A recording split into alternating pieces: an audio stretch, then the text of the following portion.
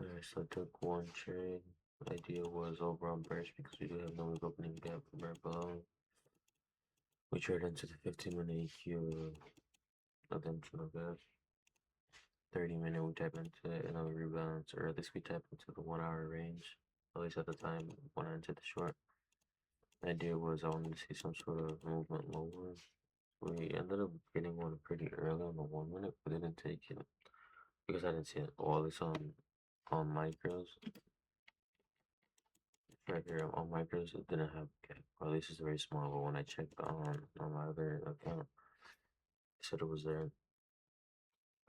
I had regular contracts open, but it was already too late. I mean, it could have been turned over as a second candle, but I was like, yeah, because this would have already make even. And normally, when there's a trade that I'm like, okay, I would have taken.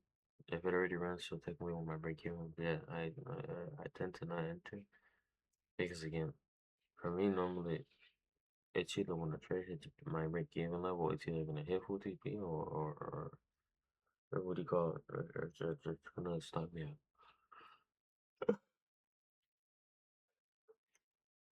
And obviously that's heavy trade, but I mean like that's literally the only time. Because once you go all the chop, all this and like it's either mine, it's gonna go both like either way. Like and normally his every given and instantly stops me out, or his every given and dumps like all of you. Here we ended up hitting my break even level one break even.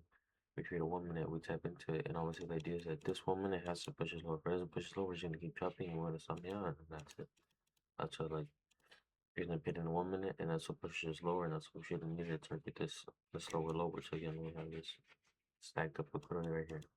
So idea was just retracement of the 5 minute range. It did inverse it here. I mean, I didn't see it at the time to be honest, if it inversed or not.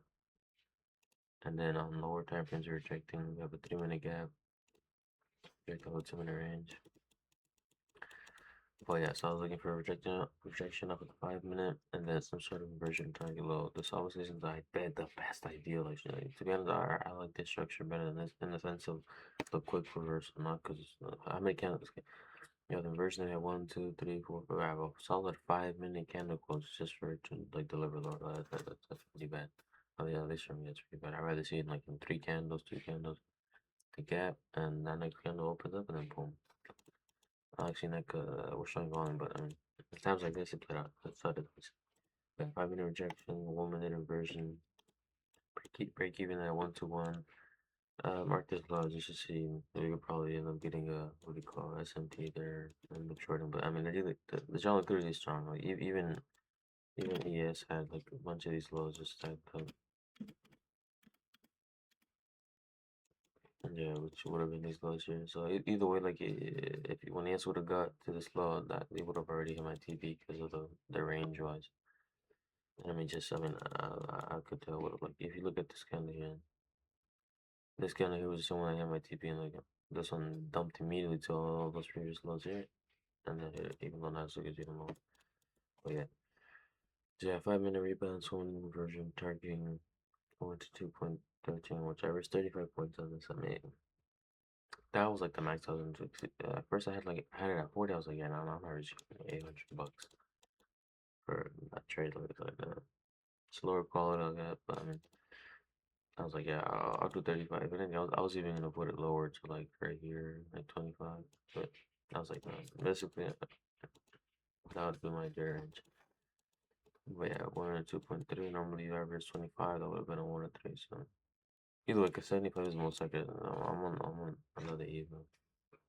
I would have passed my lucid one now, but I was like, yeah, let me not risk it on a day like this for this jump.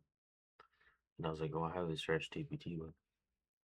So let me trade that. I would pass it, but it doesn't. That doesn't matter. I rather take it slow than taking let me trade than long.